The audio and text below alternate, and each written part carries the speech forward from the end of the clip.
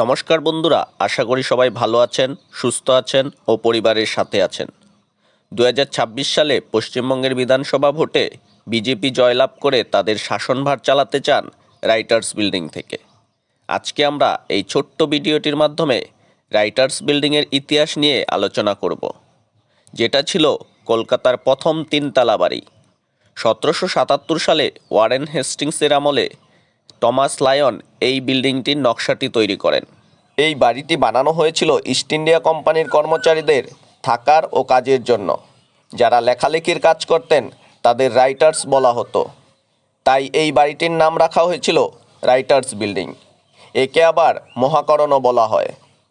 বর্তমানে বাড়িটি কলকাতার বিবিডিবাগ এলাকায় লালদিঘির পাশে অবস্থিত, যার আগে নাম ছিল ডালহৌসি স্কোয়ার।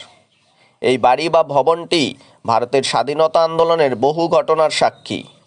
1930 সালে 8ই ডিসেম্বর ব্রিটিশ অত্যাচারের বিরুদ্ধে বীর বিপ্লবী বিনয় বাদল দীনেশ রাইটার্স বিল্ডিং আক্রমণ করেন এবং অত্যাচারী ব্রিটিশ অফিসার কর্নেল সিমসনকে গুলি করে হত্যা করেন।